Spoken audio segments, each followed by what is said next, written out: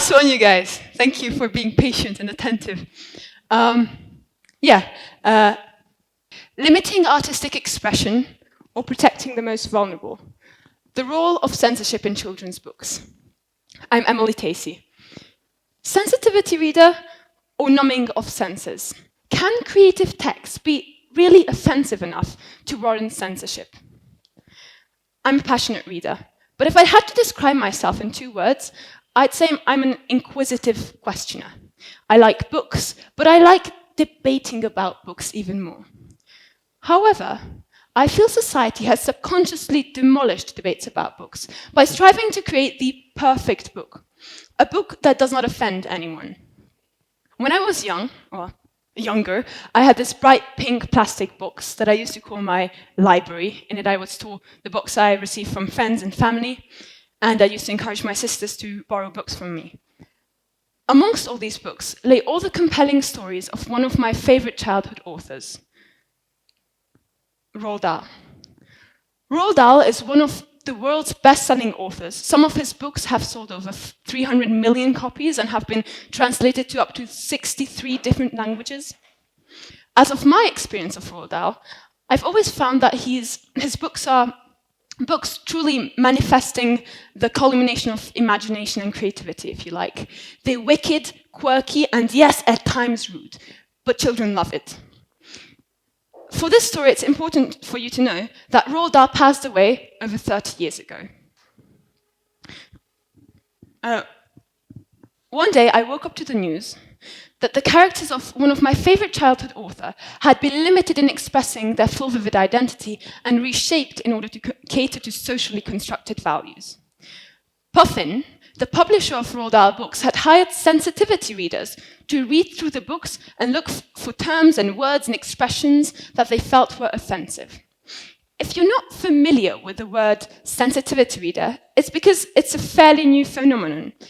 Basically, it's a group of people who will, as I said, sift through books, looking for words, terms, even entire paragraphs that, according to the current definition of political correctness, could potentially be viewed as offensive.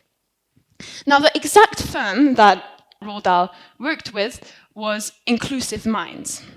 Inclusive Minds is a firm that markets themselves as being a network of experts by experiences. I want you to focus on that last word there, experiences.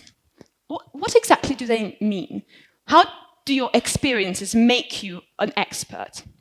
Now, The Guardian did a bit of research into this, and they found that most sensitivity readers working for Inclusive Minds were freelance under 30-year-olds. They also conducted an interview with one of these sensitivity readers who turned out to be, not necessarily from Inclusive Minds, but a sensitivity reader in general, who turned out to be biracial and non-binary. My point being that more often than not, these people belong to certain minority groups that have experienced discriminative and predatory behavior towards them. And therefore, it is only natural that their perception of certain things is altered by their tough personal experiences. Now take this and couple it with the pressure to adhere to the current environment of political correctness. Let's take a look at some of the changes they made. On that note, it's important to note that it's not the sensitivity readers who effectively make the changes. They're basically just people who make suggestions. They make suggestions on words to remove or change. In the end, it's the publisher and usually the author who work together to decide whether they will accept these changes or decline them. As noted before, the author in this case already passed away 30 years ago. So one of the changes that got the most media attention was fat. In Charlie and the Chocolate Factory, one of the most famous books by Roald Dahl, there's this character called Augustus Gloop, and he is overweight, and Roald Dahl refers to him as being fat and enormous. Now, sensitivity readers made the suggestion of removing fat. Why? Well, my theory is that they didn't want to be called fat-phobic. But does it really, in my mind, fat phobia isn't a problem in this book. But theoretically, like, let's visualize that. Let's imagine that it is a problem. Does the edit really solve this problem? I mean, It's still Augustus Gloop's size and overweightness that's the butt of the joke that's being referred to, right? Another change that was made, the one that I was most surprised by, is the references to race. So when I first read about this, I saw white and black were removed from the books. And I was like, oh yeah, I can see why they did that. I would personally not do that, but I can understand like the intentions they had. You know, references to race. But no, not only did they remove references to race, they removed the words black and white and references to the color of something's or someone's skin completely. You can no longer have a black-headed spider. You can no longer have black malicious tractors the machine. You can no longer have an earthworm with lovely pink skin. You just have an earthworm with lovely smooth skin. And you can no longer turn white with fae. You just turn pale with fae.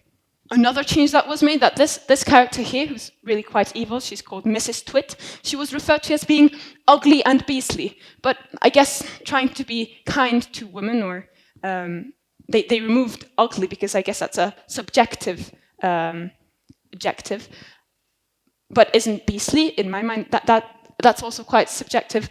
Yeah, that's another change that was made to the books. And finally, in the Witches is one of the books, there's the witches are referred to as not having any hair, and therefore they wear wigs. And they, in the middle of a conversation, they just randomly inserted this sentence explaining that there's plenty of other reasons why women or people in general can wear wigs. This does not classify them as a witch, kind of breaking up the flow of the story, if you ask me. Firstly, what I'd like to talk about is why I chose children's books. I believe it's fairly easy to validate the censorship of children's books, because there's a fairly easy argument that's always brought up, that children are vulnerable and naive to believing representations that are discriminative and stereotypical. And therefore society reaches a conclusion that we must only provide the best and purest and cleanest version of our society. Modern society also claims that apparently we're educating critical thinkers. I think we're undermining the capabilities of children. Why do we claim that there's a point in a child's life or in a person's life when they start thinking critically of the literature they consume and the stereotypes they encounter if before they were never encouraged to do so?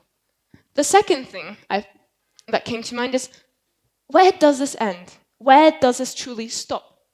Yes, today the sensitivity reader's perspective might align with yours, but in a decade, or even just in a couple of years, societal values change, because they do change. And it might not be a person who aligns with your perspective censoring your books. Hypothetically, if I write a book today and I die, that's in a decade, or in a couple of decades, it could potentially be a racist person censoring my book. Why is it right that you censor books, but not them? Why can't the past be based on a different set of values? Why can't history have a different set of truths? I can understand that past books don't portray modern society, but don't destroy past books, but rather write new ones. So what exactly was the reason behind these edits? I mean, we've heard the protecting children narrative, but what's the other side of this debate? In my mind, this is my theory, I believe society is more often than not tricked into believing that text can pose danger, when in actual fact the debate is co-opted and driven by larger structures of profit-oriented power. Is it really a coincidence that just before Netflix made its largest purchase of intellectual property ever by buying the Dahl story company, just before Netflix makes this largest deal ever, Puffin starts censoring the books? Just for context, the Dahl story company is a company that owns all intellectual property rights for Dahl books, and this was just recently bought by Netflix. And when I mean the largest deal ever, I mean the largest deal of acquiring content ever made by Netflix. It cost them $500 million. And for sure, they're going to use millions and millions of dollars more processing that content and creating films and movies and musicals, etc. So if you think about it, it's a massive investment on Netflix's part. They will be trying to do everything they can to safeguard the value of their asset. In my mind, these sensitivity edits were a risk mitigation on Netflix's part. This risk mitigation goes two ways. Firstly, let's say Netflix reinterprets books and makes them more palatable to modern society, makes these changes that currently Puffin made. If they do that, they will receive backlash, as Puffin received backlash from Roald Dahl fans, right? People who want to see the true and real and pure, authentic Roald Dahl. If they don't make the changes and just portray the books as they are, they will receive backlash from the people who believe that these books are sexist and racist and fatphobic. So there's not a really best decision that, like, economically best decision Netflix can make. So it's really quite convenient that the debate burns out before they start processing this content, and convenient that the media spotlight is placed on Puffin and not Netflix.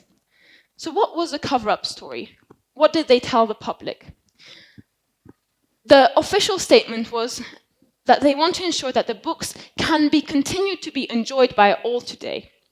Now let's wind back a bit to the beginning of my speech, where I mentioned that over 300 million copies of multiples of Roald Dahl's books have been sold. Now, that to me suggests that there must be something fundamentally enjoyable about them, something that transcends culture, something that is truly captivating. Roald Dahl would have hated this. Even when he was alive, he was very hard to convince to make changes to his books, even if these changes were reasonable ones. He, indeed, so hard to convince, and that my theory is that he was very specific about his words. So specific indeed that when he couldn't find the exact words, he would create new ones to describe the feelings and actions of his characters. During his lifetime, he is thought to have created over 500 new words. Something I thought about while preparing for this speech is this really a problem? Does this really effectively harm people? Is this really an idea worth sharing? I mean, let's be honest. The worst case scenario is that children from overwhelmingly middle-class families in overwhelmingly Western countries are reading slightly less compelling books.